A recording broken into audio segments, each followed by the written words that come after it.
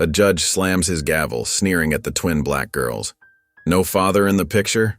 Figures their mother collapses as he sentences them to juvenile detention. But just as the guards move in, a commanding voice stops the room. "I'll take them." A powerful man steps forward, wealthy, respected, untouchable. The judge hesitates but agrees, unaware of the one truth that will change everything. Because this man isn't just a stranger offering kindness. He's their father, and he doesn't even know it yet. Stay with us because what happens next will shock you. Before we get into the story, comment below where in the world you are watching from today. The autumn wind whipped through the cracked streets of East Haven, sending dried leaves skittering across the broken sidewalk.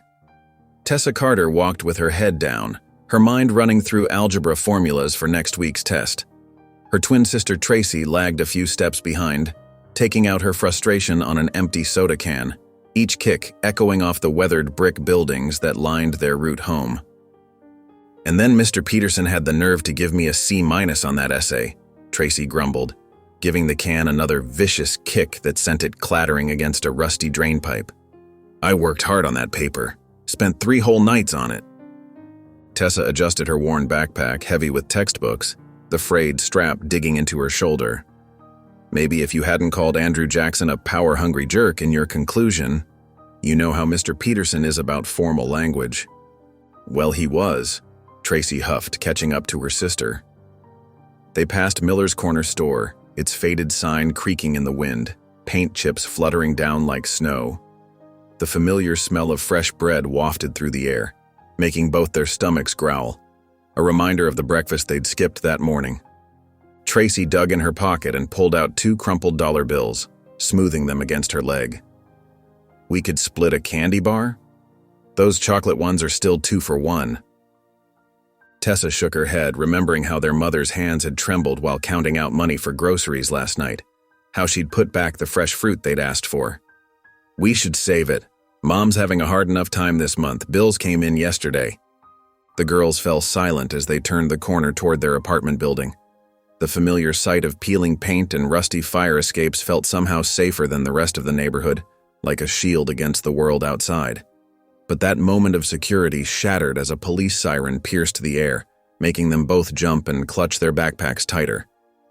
A patrol car's tires screeched against the asphalt as it cut them off at the corner, leaving black marks on the road. Before either girl could process what was happening, 2 officers burst out of the vehicle, weapons drawn, their badges catching the weak autumn sunlight. "Hands where we can see them!" the older officer shouted, his face red with exertion, veins bulging in his neck. Tessa's heart hammered in her chest as she slowly raised her hands, her textbooks tumbling from her arms and spilling across the sidewalk. Her math homework scattered in the wind like leaves. Tracy stood frozen beside her, the kicked can rolling forgotten into the gutter with a hollow clang. "What's going on?" Tracy's voice cracked with fear despite her attempt to sound defiant. Her hands shook as she raised them. The heavy-set officer, Mitchell, according to his nameplate, grabbed Tessa roughly by the shoulder and slammed her against the hood of the patrol car. The cold metal bit into her cheek as she struggled to breathe, the smell of car exhaust making her dizzy. "Stop it! Leave her alone!" Tracy screamed, but the younger officer seized her arms, twisting them behind her back. The handcuffs clicked shut around her wrists as she thrashed against his grip, the metal cutting into her skin. "We didn't do anything wrong," Tessa managed to say, tears streaming down her face and pooling against the warm hood of the car. She could see people gathering on the sidewalk, watching with wide eyes but keeping their distance. Mrs. Peterson from the bakery covered her mouth in shock, still wearing her flour-dusted apron. Mr. Rodriguez from the hardware store shook his head sadly, his keys jingling as he stepped back into his doorway. "Got our suspects," Mitchell growled into his radio, pressing Tessa harder against the hood, his fingers digging into her shoulder. 2 female juveniles matching the description exactly, apprehended on 4th and Pine. "What description?"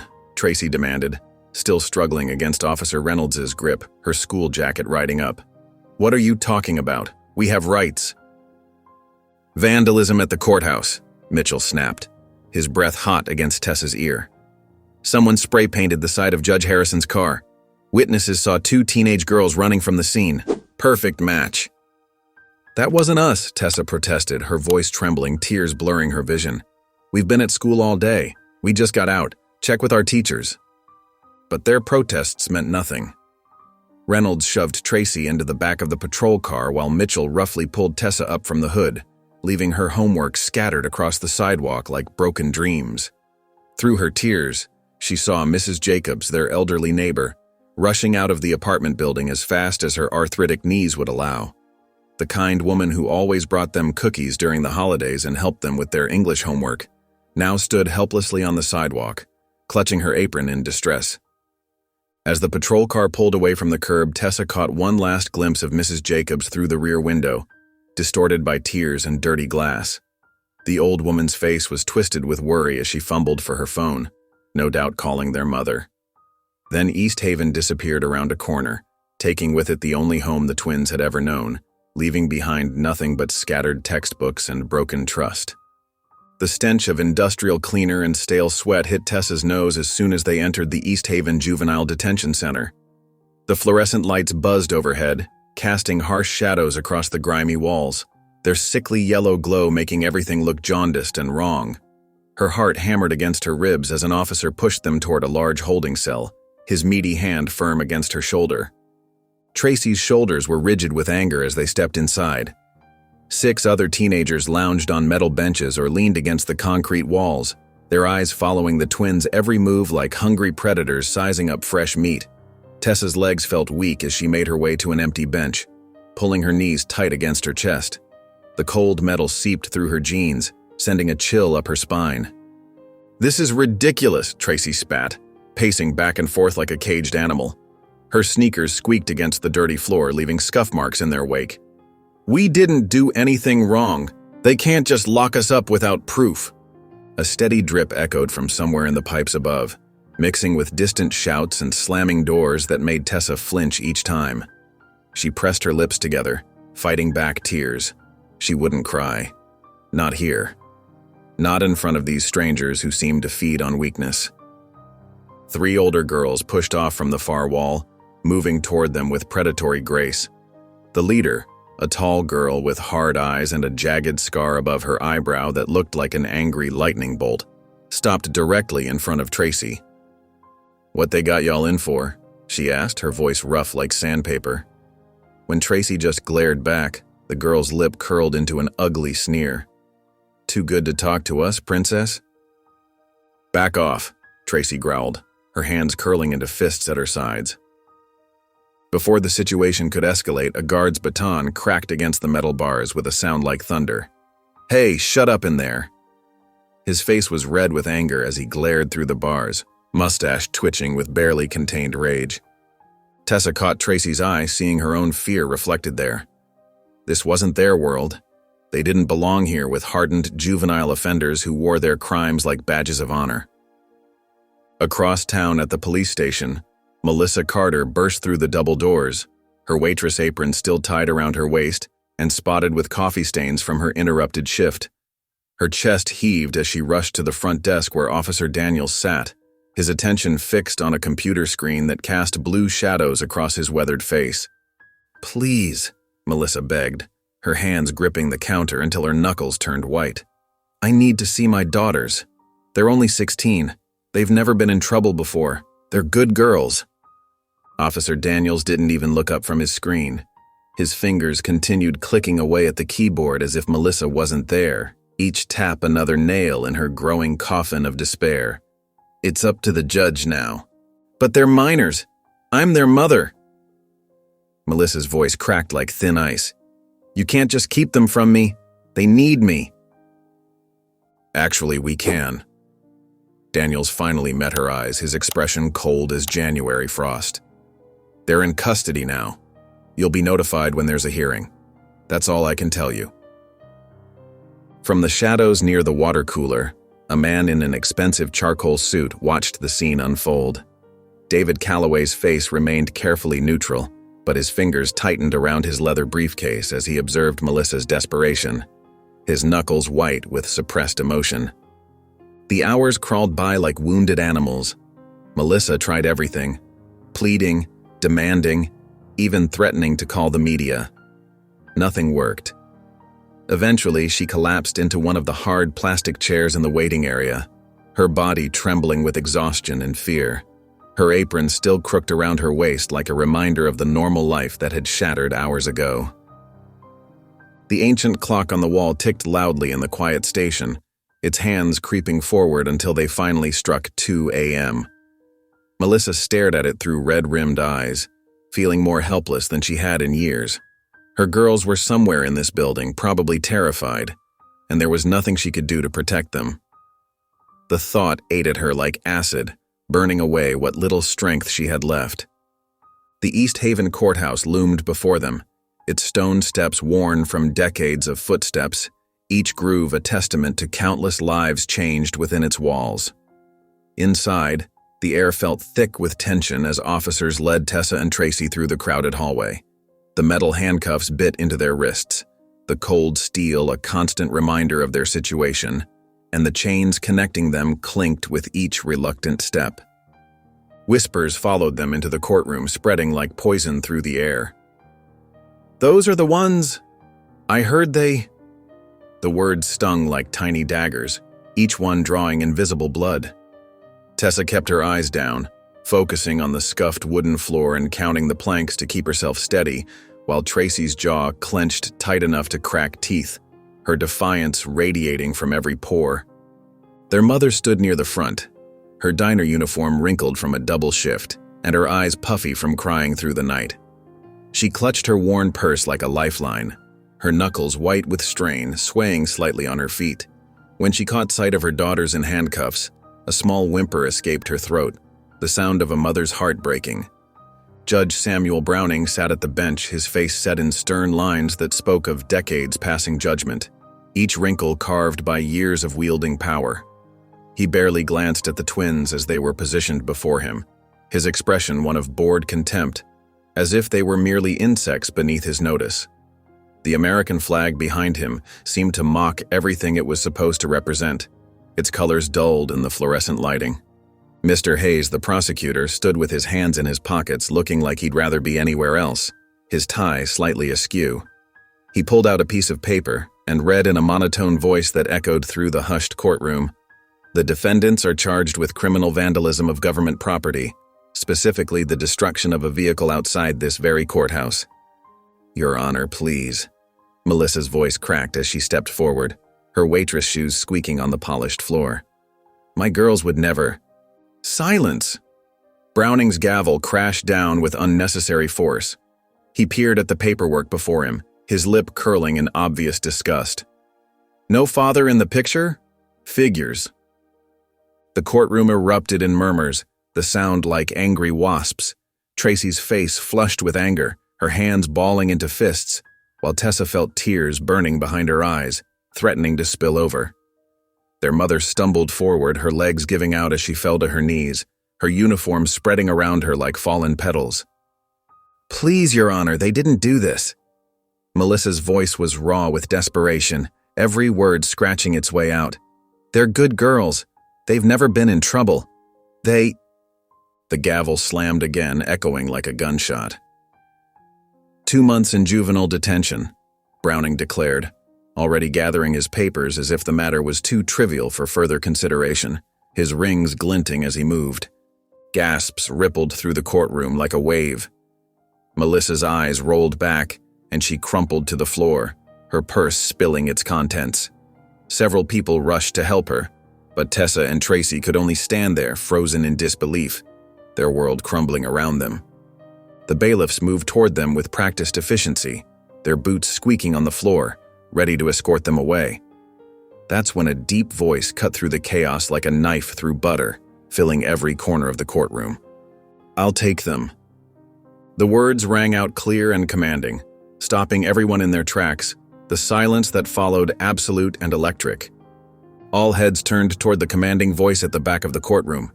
David Calloway stood there, his tall frame cutting an imposing figure in his perfectly tailored charcoal suit.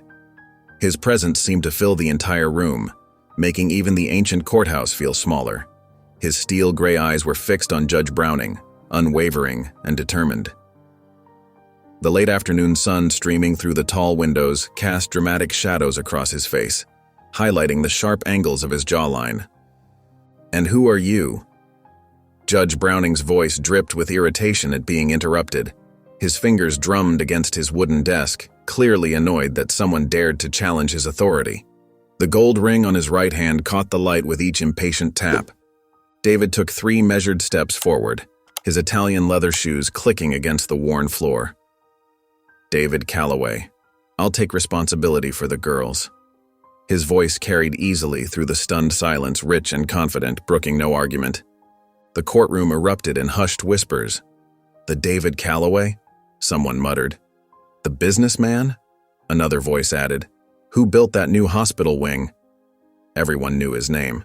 It was on half the buildings downtown, and his reputation for both success and philanthropy preceded him. Judge Browning's face tightened. He leaned forward, studying David with narrowed eyes, like a predator sizing up unexpected competition. The judge's jaw clenched and unclenched as he weighed his options. Having someone like Calloway involved complicated things. The man had friends in high places and deep pockets. Everyone knew crossing David Calloway was a dangerous proposition.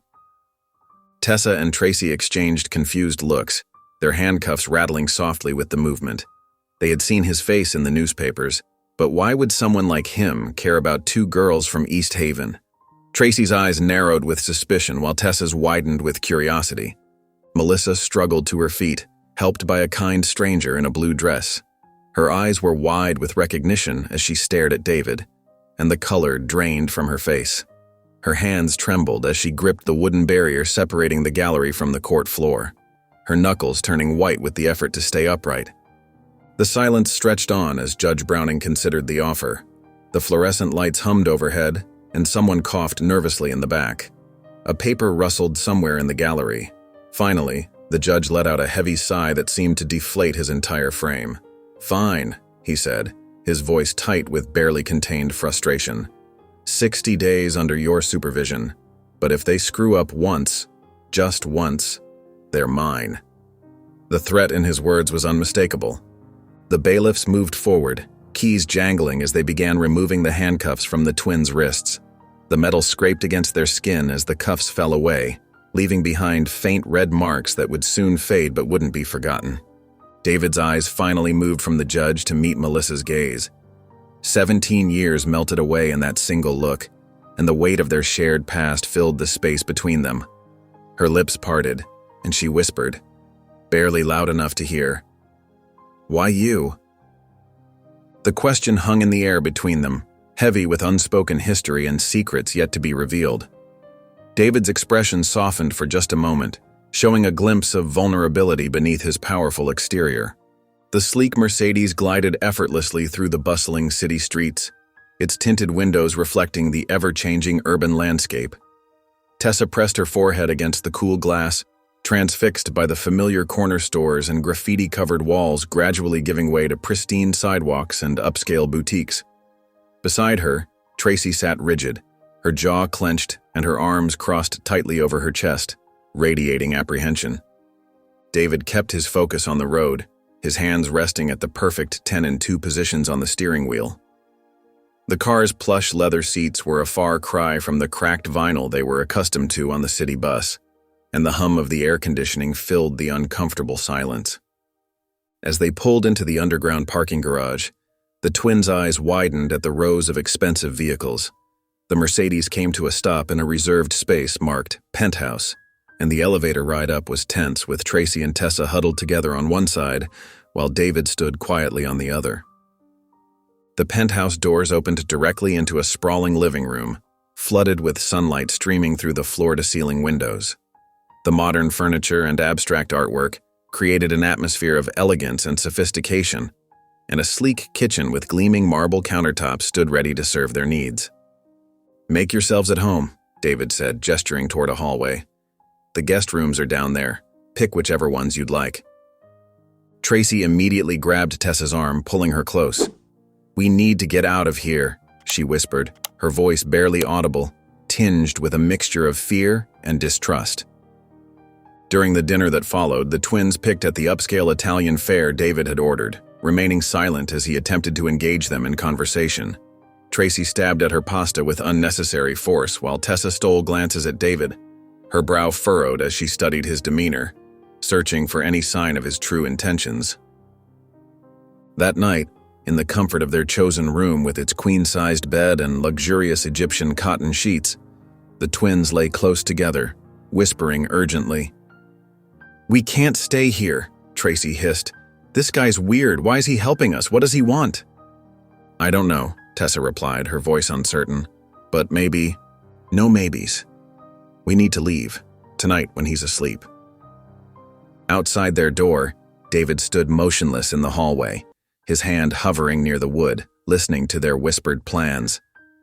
A look of sadness crossed his face as he heard their words, but he remained still, not wanting to interrupt their conversation or further jeopardize the fragile trust he was trying to build.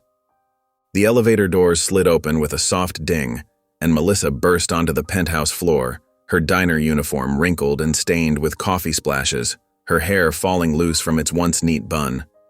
Her hands trembled as she marched down the hallway, ignoring the plush burgundy carpet beneath her worn sneakers.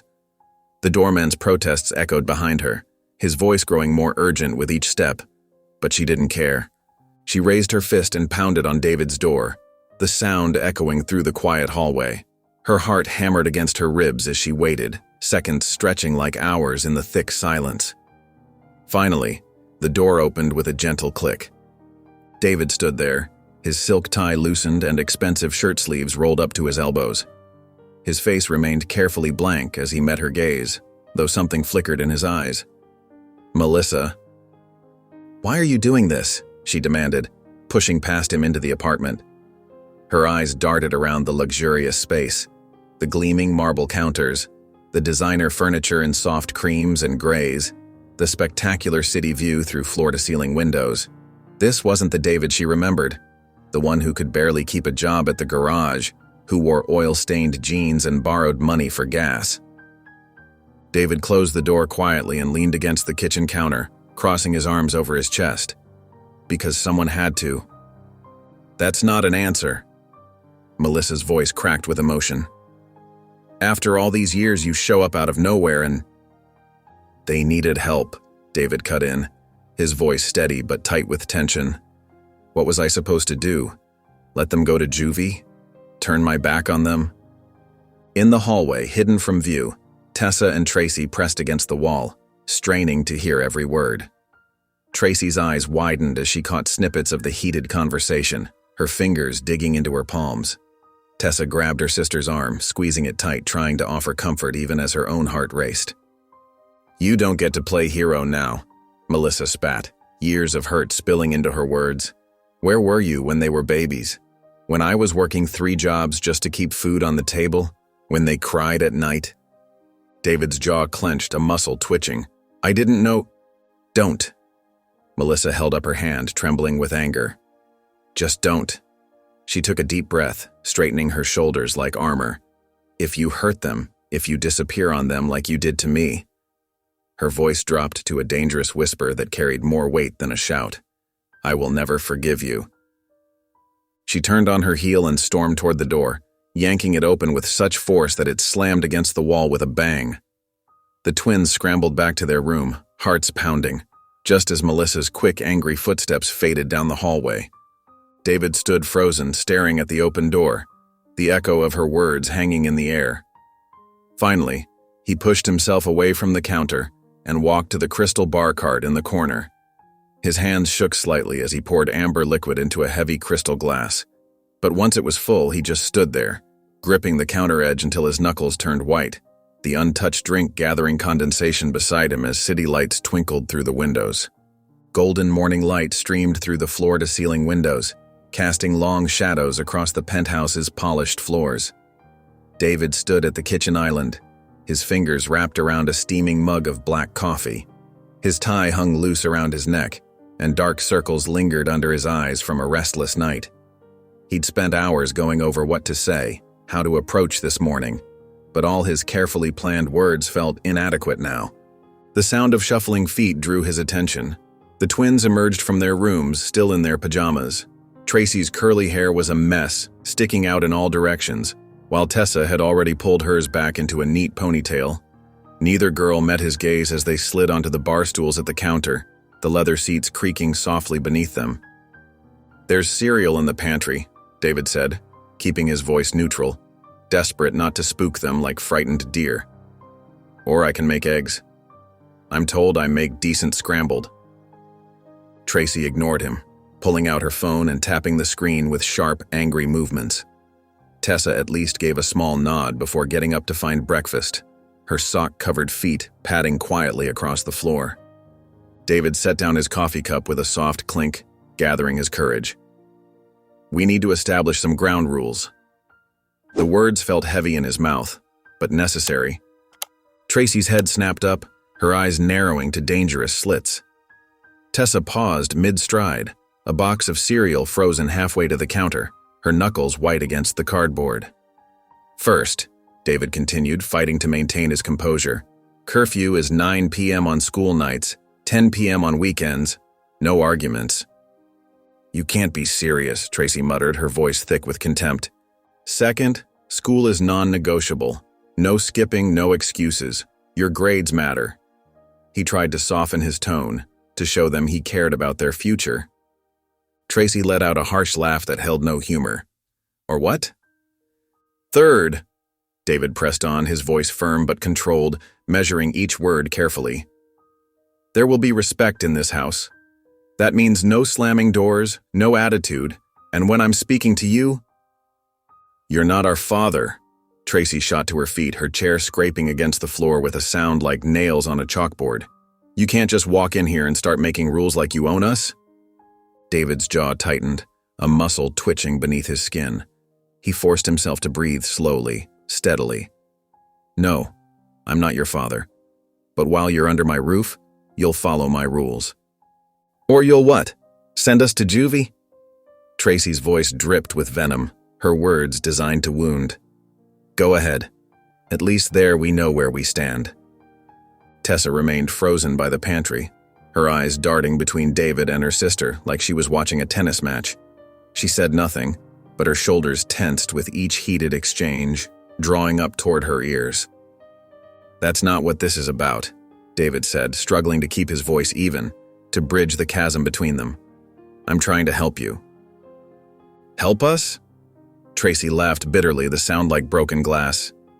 "We didn't ask for your help. We don't need your fancy apartment or your stupid rules or..." "Tracy," Tessa whispered, a plea in her voice, but her sister was already storming toward her room. "You can take your rules and shove them," Tracy shouted over her shoulder.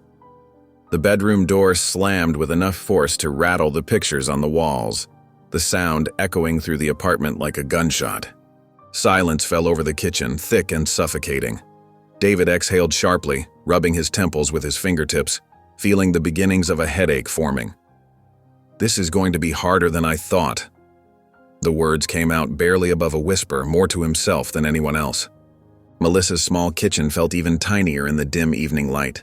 The yellow bulb above flickered, casting unsteady shadows across her worn formica table, its surface marked with countless coffee rings and scratches from years of daily use.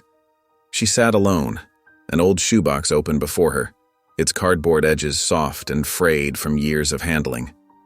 Her work uniform still smelled of grease from the diner, the polyester fabric stiff against her skin, but she couldn't bring herself to change yet.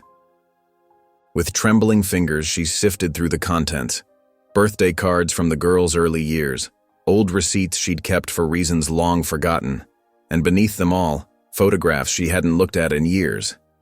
Her breath caught as she pulled out a particular picture, its edges worn smooth from handling, the colors slightly faded, but still vivid enough to transport her back in time. The image showed a younger version of herself, smiling broadly at the camera, her arm wrapped around a tall, handsome man with kind eyes, David Calloway.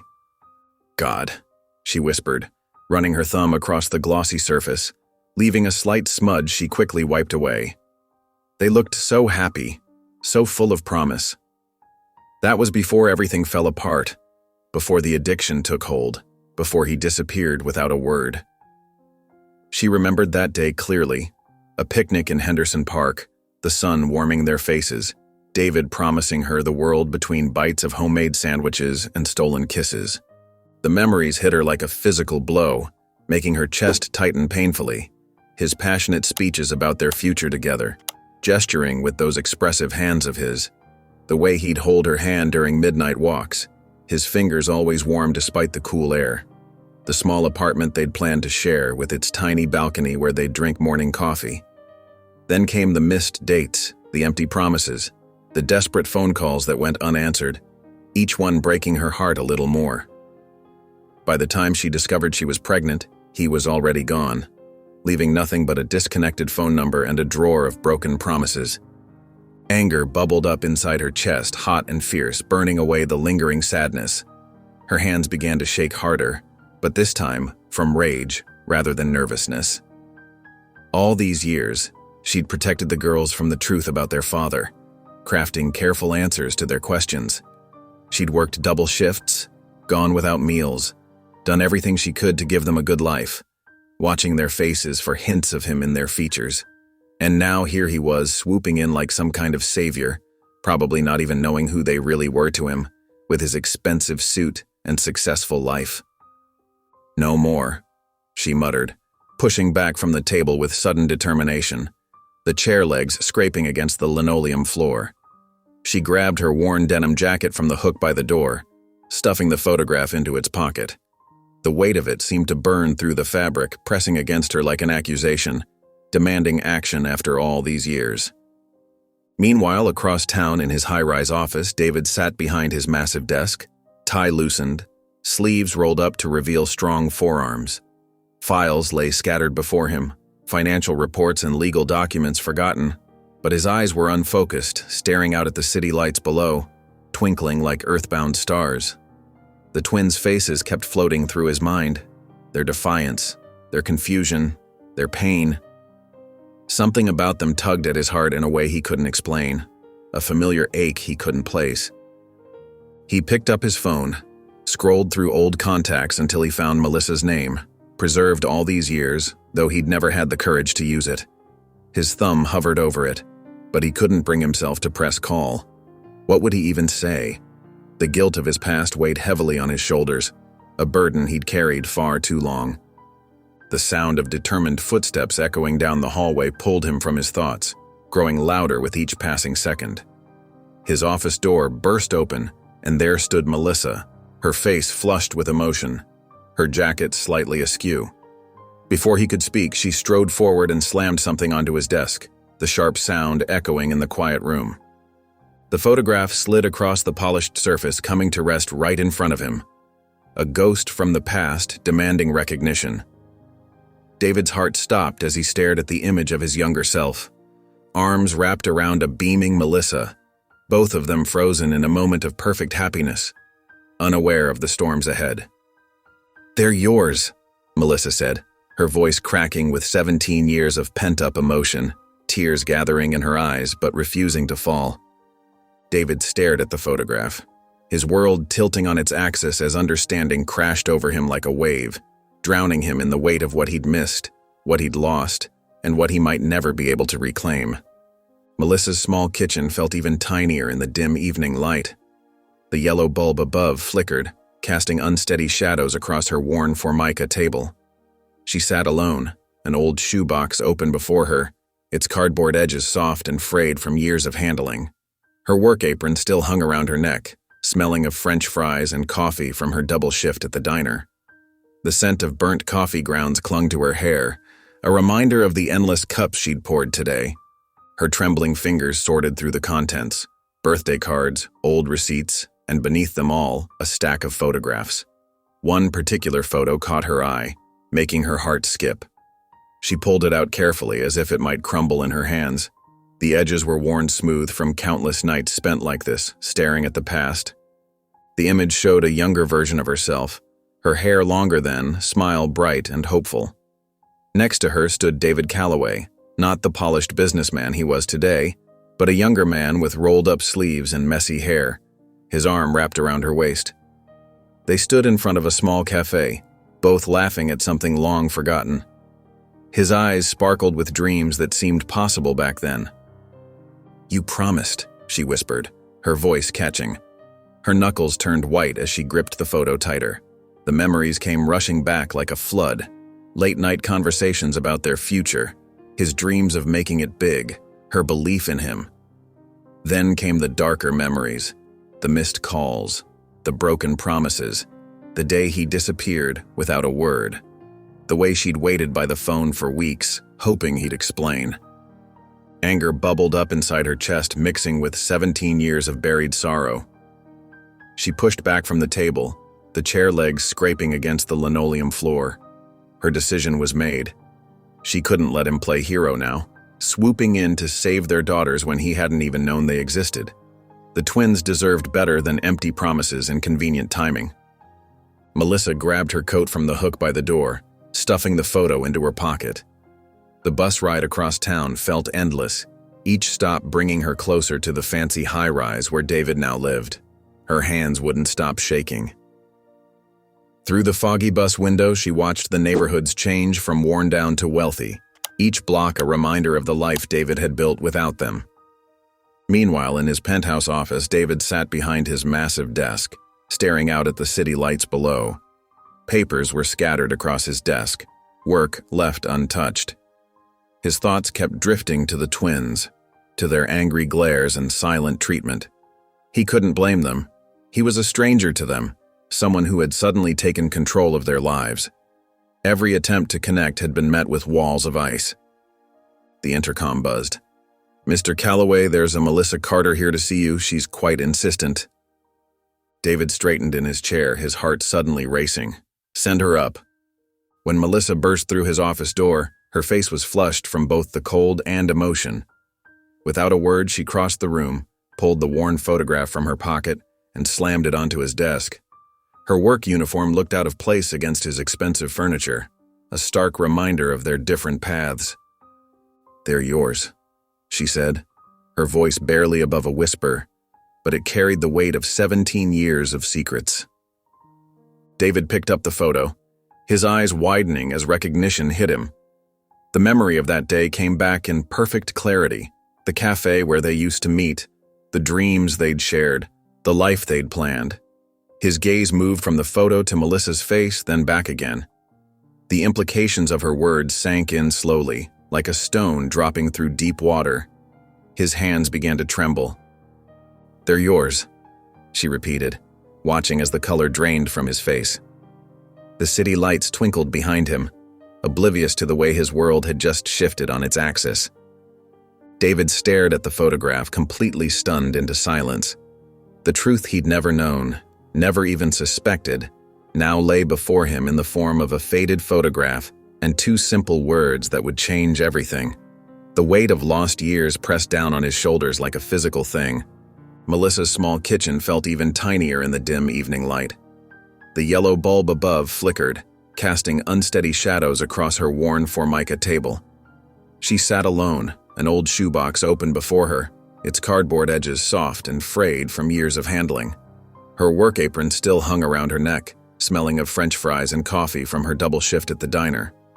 The faint hum of her ancient refrigerator provided the only soundtrack to her solitude. Her trembling fingers sorted through the contents, birthday cards, old receipts, and beneath them all, a stack of photographs. One particular photo caught her eye, making her heart skip. She pulled it out carefully as if it might crumble in her hands. The edges were worn smooth from countless nights like this one, when memories refused to stay buried. The image showed a younger version of herself, her hair longer than, smile bright and hopeful. Next to her stood David, his arm wrapped around her shoulders. They were standing in front of a small carnival, cotton candy in their hands. His face was thinner then, before success had smoothed his edges, but his eyes held that same intensity she'd seen in court today. The Ferris wheel behind them sparkled with tiny lights, frozen in time like their happiness. "You promised," she whispered, her finger tracing his face in the photo. Her knuckles turned white as she gripped the picture harder. The memories came rushing back like a tidal wave.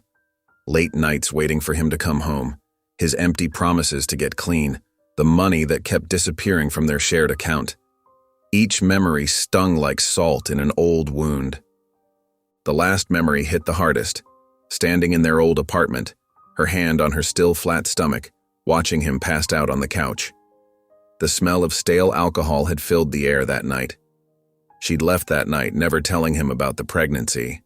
She'd been so young, so scared. The decision had haunted her for 16 years. Anger bubbled up inside her chest, mixing with a deep sorrow she thought she'd buried years ago. The twins deserved better than what she could give them alone. They deserved to know the truth. And David needed to face what he'd missed. All those birthdays, first steps, scraped knees, moments he could never get back. Melissa stood up suddenly, her chair scraping against the linoleum floor. She grabbed her coat from the hook by the door, stuffing the photo into her pocket. The bus ride to David's building passed in a blur of streetlights and racing thoughts. Her reflection in the window looked ghostly, almost like that young girl from the photograph. Meanwhile, in his penthouse office, David sat behind his massive desk, lost in thought. The city lights twinkled beyond his window, but he barely noticed them. His mind kept returning to the twins, their defiant stares, their familiar features he couldn't quite place before. Something about Tracy's fierce glare, the way Tessa tilted her head, it all seemed hauntingly familiar. The security desk called up. "Ms. Carter is here to see you, Mr. Calloway." "Send her up," he replied, his voice steady despite his racing heart. He straightened his tie, a nervous habit from his early days of sobriety. When Melissa burst through his office door minutes later, her eyes were blazing. Without a word, she pulled the photograph from her pocket and slammed it onto his desk. The sound echoed in the quiet room. "They're yours," she said, her voice breaking slightly. 16 years of secrets hung in the air between them. David stared at the photo, stunned. The carnival, the cotton candy, the young woman he'd loved. It all came rushing back. His eyes widened as realization dawned, and for once in his life, David Calloway had nothing to say. His perfectly ordered world tilted on its axis as the truth sank in. Judge Samuel Browning leaned back in his leather chair, a satisfied smile playing on his thin lips. The mahogany-paneled office felt particularly cozy today as he thumbed through the stack of files on his desk, the afternoon light casting long shadows across the polished wood. Each paper represented another life he could control, another destiny he could shape according to his own twisted sense of justice. Linda knocked softly before entering, her sensible shoes making little noise on the plush carpet. The familiar scent of her lavender perfume preceded her into the room. "Sir, you wanted updates on the Calloway case?" Her voice was measured, professional, just the way Browning liked it. "Indeed." Browning's smile widened as he set aside the current case file, his manicured fingers drumming against the desk. "What do we have?" "The twins haven't caused any trouble yet," Linda reported, adjusting her reading glasses and consulting her notepad. "They're attending school regularly and—" "Boring," Browning cut her off, waving his hand dismissively, his signet ring catching the light. "That's not what I want to hear. There must be something we can use." Just then, a plain white envelope caught his eye among the morning mail. No return address, just his name typed neatly on the front. Browning's eyebrows rose as he opened it with his gold letter opener and began to read, his pulse quickening with anticipation. The letter was detailed, describing how David Calloway's mentorship program for at-risk youth was just a front. It claimed he showed special attention to young black girls, offering private meetings and expensive gifts. The accusations were specific enough to seem credible, yet vague enough to be hard to disprove. The anonymous writer had clearly done their homework. "Perfect," Browning whispered, his eyes gleaming with malicious delight. "Linda, get me Detective Matthews on the phone. Tell him it's urgent." His fingers caressed the paper as if it were made of gold. While Linda hurried to make the call, Browning savored the moment, leaning back in his chair with the satisfaction of a predator spotting wounded prey. He'd been waiting for something like this, anything to knock David Calloway down a peg. The man had made him look foolish in his own courtroom, and nobody did that to Judge Samuel Browning without consequences. Across town, David sat in his corner office leading a video conference with investors. The morning sun streamed through the floor-to-ceiling windows, catching the silver in his hair as he discussed quarterly projections with his usual confident precision. The city sprawled out below him, a testament to everything he'd rebuilt from nothing. Amanda burst through the door, her usually composed demeanor shattered. Her face was white as paper, her tablet clutched tightly to her chest like a shield. "David, you need to see this." Her voice trembled with urgency. David held up one finger, quickly wrapping up the call with practiced ease. "We'll continue this discussion tomorrow. Thank you, everyone." He ended the meeting and turned to Amanda, concern etching lines around his eyes. "What's wrong?" She handed him the tablet, her hand shaking slightly. The headline screamed from the screen. "Billionaire under investigation for inappropriate conduct with minors." The words seemed to pulse with accusation. David's face darkened as he read, his jaw tightening with each word. The article cited anonymous sources and credible allegations. His mentorship program, the one thing he'd built to actually help people, to give back to the community that had given him a second chance, was being twisted into something ugly and perverse. He set the tablet down carefully, too carefully. His hands wanted to throw it across the room, but he'd learned long ago to control such impulses. Instead, he stood slowly, walking to the window to look out over the city he'd worked so hard to become part of again. The same city that now threatened to turn against him. "Browning," he said quietly, the name tasting bitter in his mouth. He turned back to Amanda, his expression hard but determined. "If he wants a fight, he's got one." His voice carried the weight of a man who had lost everything once before and wouldn't let it happen again. Melissa burst through the glass doors of David's office, her waitress uniform still on, hair disheveled from running. Sweat beaded on her forehead, and the name tag on her powder blue uniform was crooked. The newspaper crumpled in her tight grip before she slammed it onto his polished desk, making his coffee cup rattle. "What the hell is this?" David looked up calmly from his computer screen, his face a mask of control despite the storm brewing inside him. His hands stilled over the keyboard as the headline screamed across the front page, "Callaway accused, prominent businessman faces allegations." The black letters seemed to pulse against the white paper. "It's a lie," he said simply, his voice steady.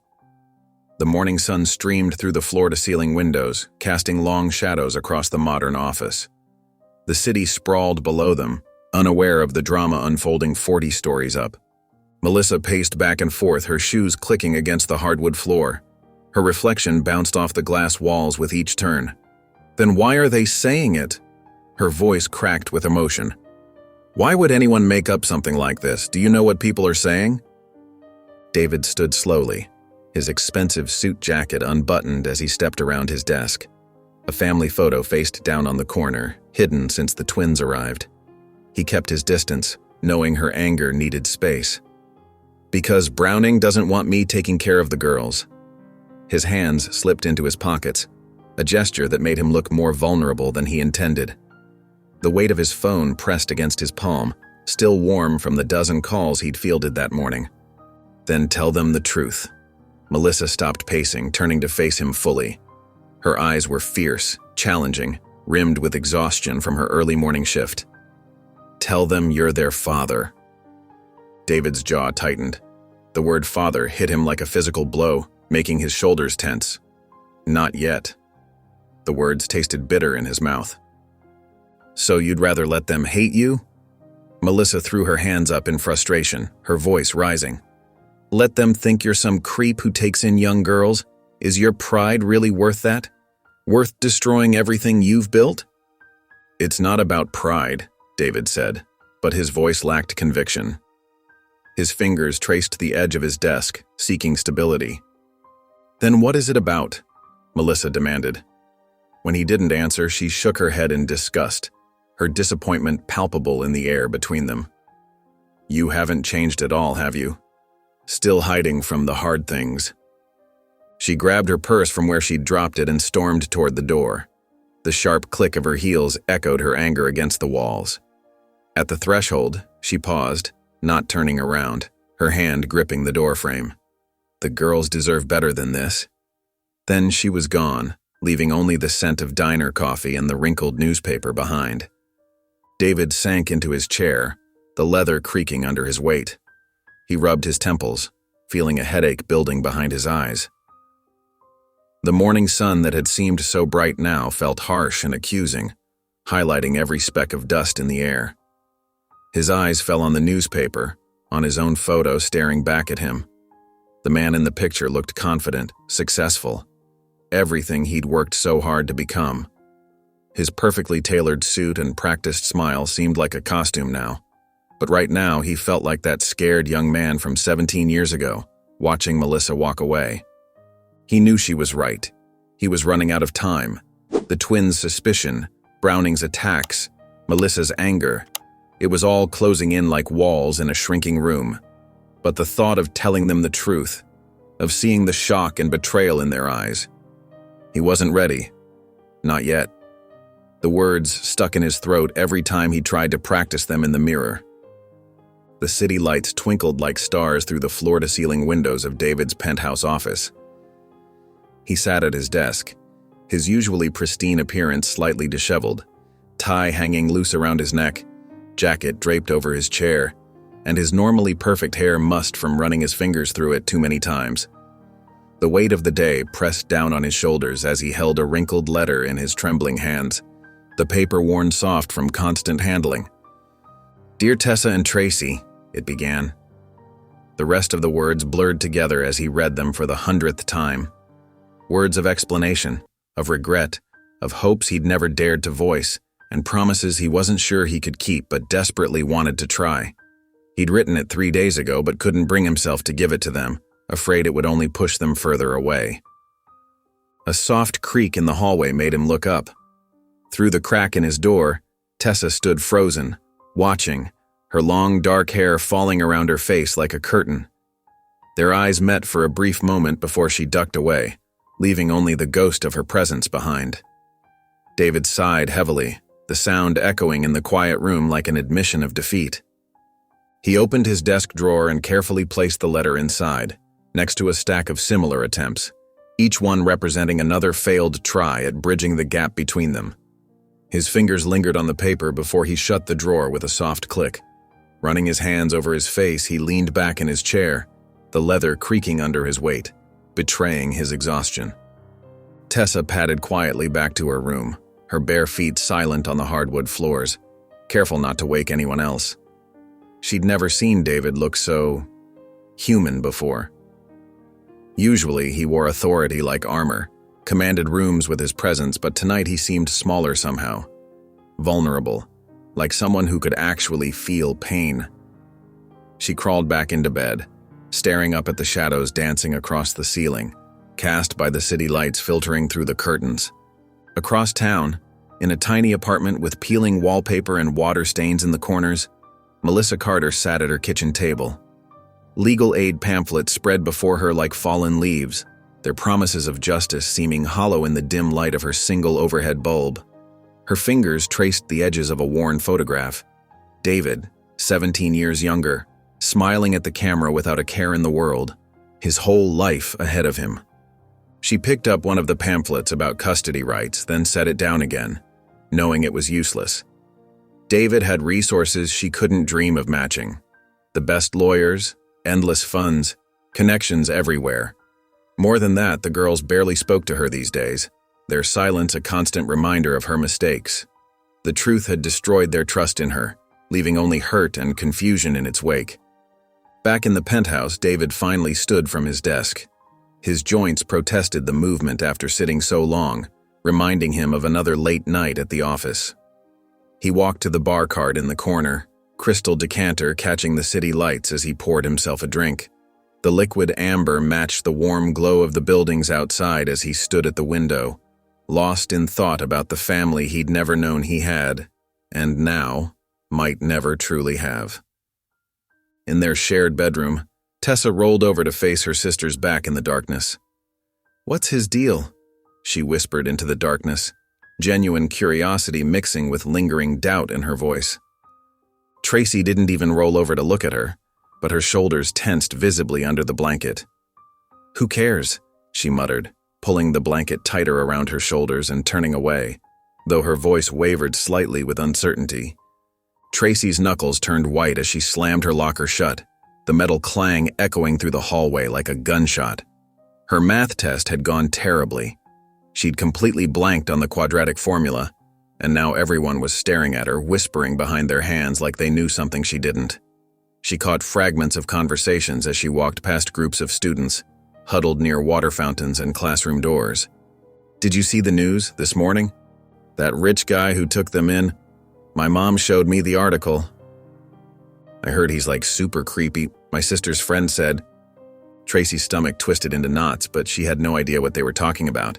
She clutched her books tighter to her chest, her fingernails digging into the worn covers, and headed toward the cafeteria, her combat boots squeaking against the freshly waxed floor. The smell of industrial cleaner still hung in the air. The lunchroom buzzed with conversation, but it seemed to die down the moment she entered, like someone had hit a mute button. Tessa wasn't there yet. She always stayed late in biology to ask extra questions about cellular whatever. Tracy got in line, trying to ignore the stares burning into her back as she grabbed a scratched plastic tray. That's when Madison Reynolds sauntered over, her designer shoes clicking against the tile like tiny hammers. She had never liked Tracy, always looking down her perfectly powdered nose at anyone who wasn't from the right part of town or didn't wear the latest brands. "So," Madison's voice dripped with fake sweetness like poison-laced honey, "your sugar daddy got caught messing with young girls?" The table of popular kids behind her erupted in laughter, the sound sharp and cruel. Tracy's blood ran cold, then hot like someone had injected ice water into her veins before setting them on fire. The tray in her hands clattered to the ground as she lunged forward, grabbing Madison's expensive collar in her fists, wrinkling the pristine fabric. "What did you just say?" Madison's smug smile vanished as Tracy shoved her against the wall, the impact making a dull thud. Students gathered around in a tight circle, phones out, recording everything like vultures waiting for carnage. "Get off me, you psycho!" Madison shrieked, her perfectly glossed lips trembling. "Take it back," Tracy shouted, her voice raw with anger. She didn't even know what she was defending David for. She hated him, right? But something about Madison's words made her see red, made her want to tear that smirk right off her face. Break it up right now!" Mr. Peterson, the chemistry teacher, pushed through the crowd and pulled Tracy away with surprising strength. Madison straightened her clothes, trying to look dignified despite her messed up hair and crooked collar. Tracy wrenched free from Mr. Peterson's grip and stormed out of the cafeteria, pushing past the crowd of onlookers who parted like the Red Sea. She didn't stop until she reached the front steps of the school, her heart pounding in her ears like a war drum. Meanwhile, in his downtown office 30 floors up, David paced back and forth across the expensive carpet, phone pressed to his ear. "I don't care what it costs. Find out who started these rumors and shut them down. Now." His reflection in the floor-to-ceiling windows showed a man barely containing his fury. His lawyer droned on about legal strategies and damage control, but David's attention snapped to his other line ringing. The school's number flashed on his screen like a warning light. "I have to call you back." He cut off his lawyer mid-sentence and switched lines. His grip tightened on the phone as the principal explained what happened, each word making his jaw clench harder. 20 minutes later, David's black Mercedes pulled up to the school's curb, the engine purring to silence. He stepped out, his expensive charcoal suit a stark contrast to the worn brick building. His face was set in hard lines as he straightened his silk tie, preparing for another battle. Tracy sat on the steps, arms crossed tight against her chest, scowling as she watched him approach. "Just great," she muttered, loud enough for him to hear, her voice dripping with sarcasm. Tracy's knuckles turned white as she slammed her locker shut, the metal clang echoing through the hallway like a gunshot. Her math test had gone terribly. She'd barely finished half the problems, and now everyone was staring at her, whispering behind their hands and darting glances her way. She caught fragments of conversations as she walked past groups of students huddled near the water fountain and gathered by classroom doors. "Did you see the news this morning? That rich guy who took them in, I can't believe it. I heard he's like super creepy. My mom says they shouldn't let him near kids. Tracy's stomach twisted into painful knots, but she had no idea what they were talking about. She clutched her books tighter against her chest like a shield and headed to the cafeteria, her appetite completely gone, replaced by a growing sense of dread.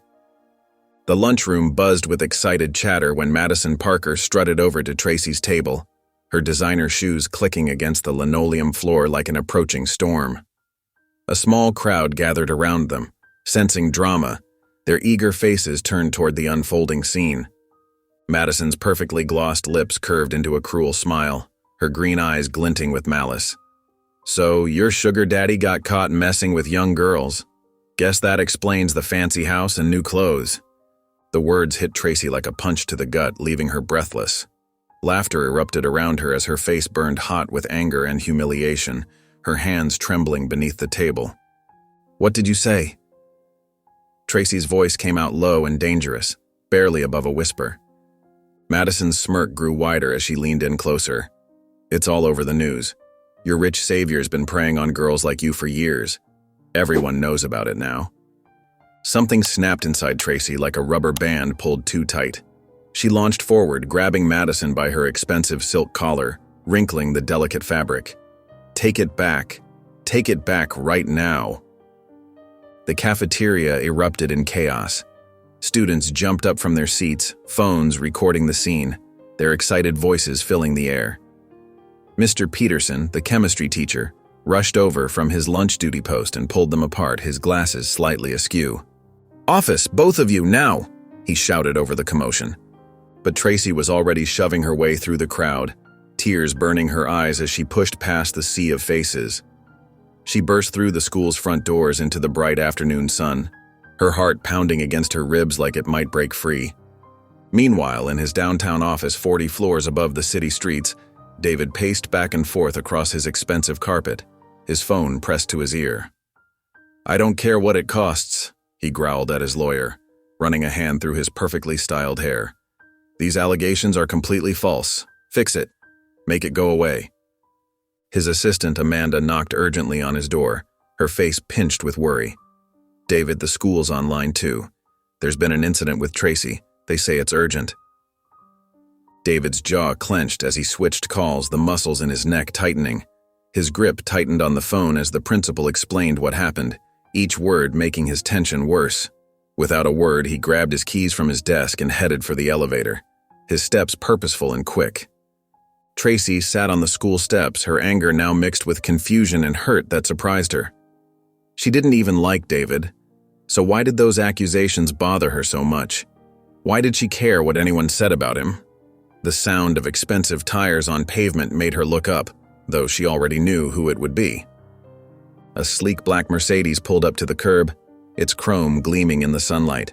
David stepped out, his charcoal suit pristine, his face unreadable behind his designer sunglasses.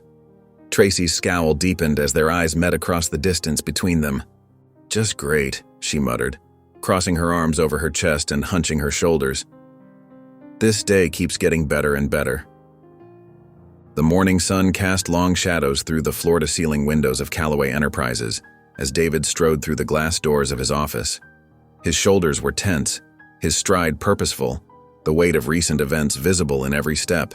Amanda was already there, her usually composed face etched with worry, as she clutched a thick manila folder to her chest, her knuckles white against the pale brown paper. "How bad?"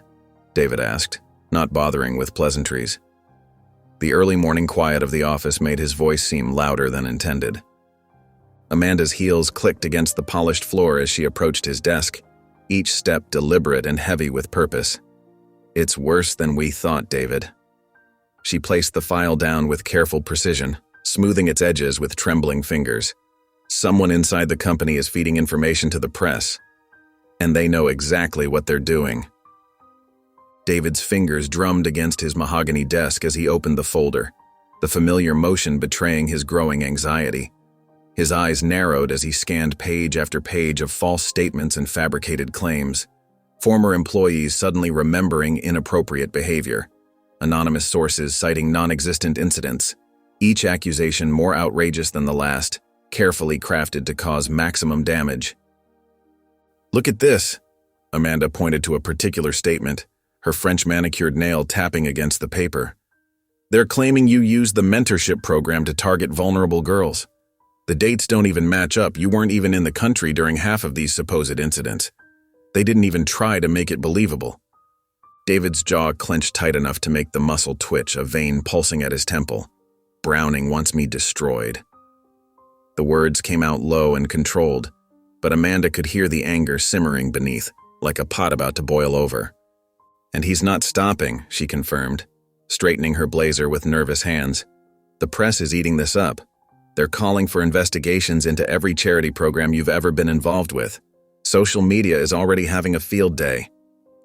Across town in her small apartment, Melissa Carter paced back and forth, her worn slippers making soft, shuffling sounds against the carpet. Afternoon light filtered through her thin curtains, casting shifting patterns on the walls. Her phone sat on the kitchen counter. David's number pulled up on the screen, taunting her with possibilities. She knew he was innocent.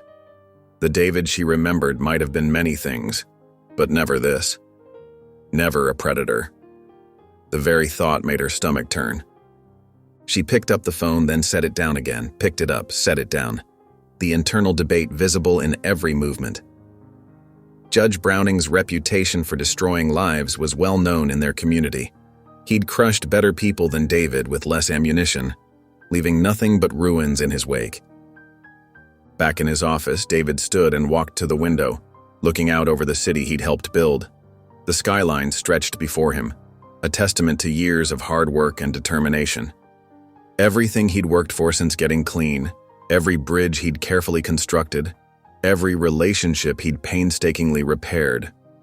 Browning was trying to burn it all down, and doing it with surgical precision.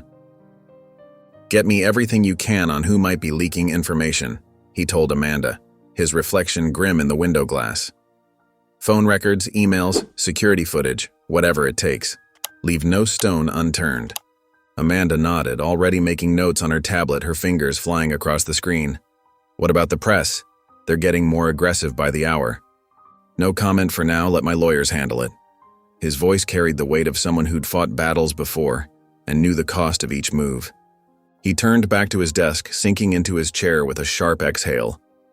"I need to end this." The words hung in the air, heavy with determination and the promise of action to come. David's office felt different today. The usual comfort of his leather chair and the magnificent city view through floor-to-ceiling windows couldn't ease the tension in his shoulders.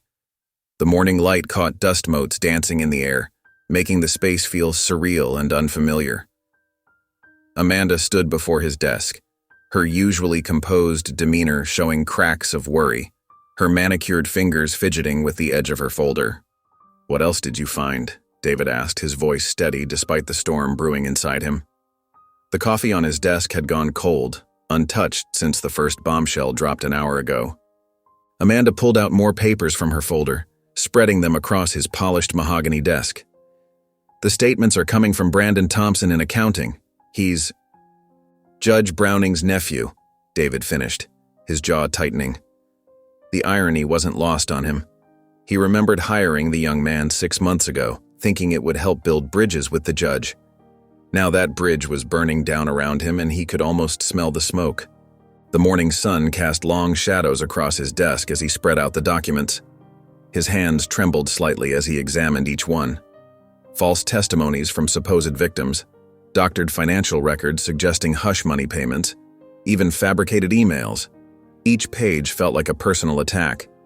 His stomach churned as he read through each carefully crafted lie.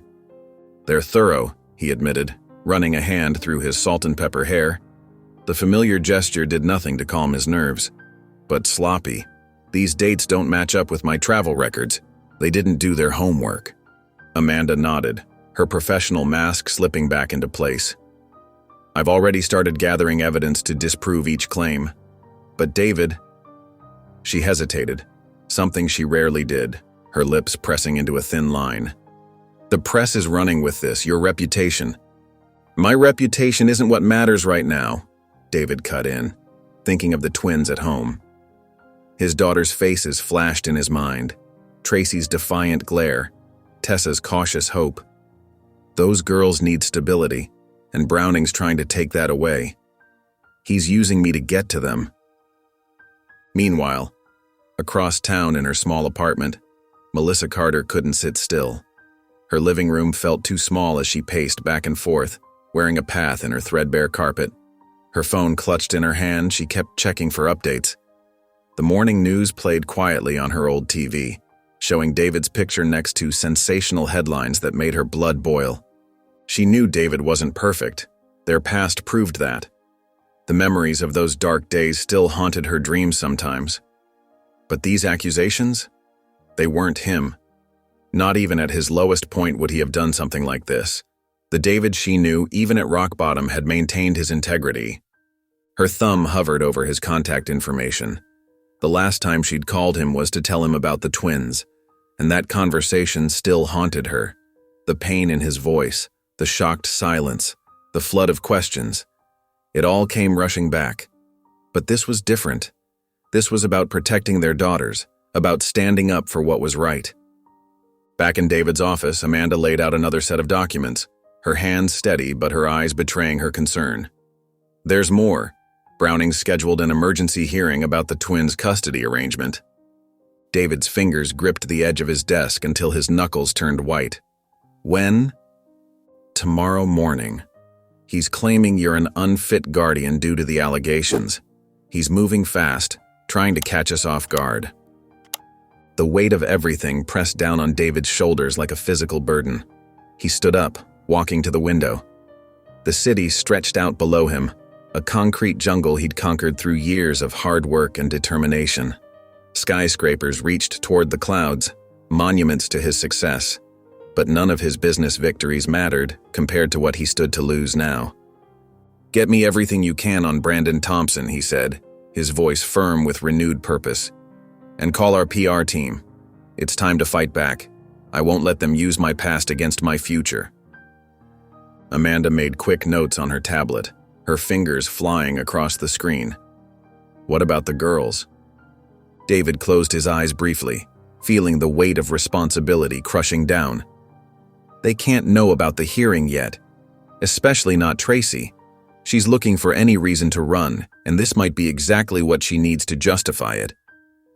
His phone buzzed. Melissa's name flashed on the screen. After a moment's hesitation, remembering their last difficult conversation, he answered. "I saw the news," she said without preamble, her voice tight with concern. "What do you need?" David leaned back in his chair, exhaling sharply. "I need to end this, once and for all." Melissa's hands trembled as she sat in her weathered Toyota, the courthouse's imposing facade looming before her. The late afternoon sun cast long shadows across the parking lot, and her heart pounded against her ribs. She watched as people filtered in and out of the building, each one carrying their own burdens of justice or injustice.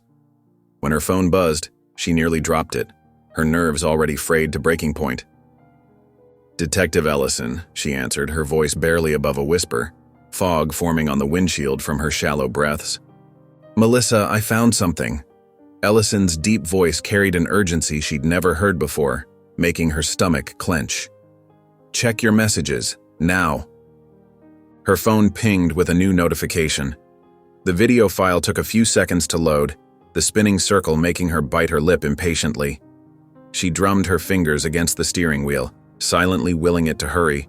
Finally, the grainy security footage filled her screen, the black and white images slightly fuzzy but clear enough. The timestamp showed 3:47 p.m. on the day the twins were arrested. A young man in an expensive Letterman jacket stumbled into view, clearly intoxicated, his movements erratic and unsteady. Melissa leaned closer to her phone screen, watching as Brandon Thompson, Judge Browning's nephew, pulled out his keys and dragged them along the side of a black Mercedes. The screech of metal on metal was almost audible even in the silent footage.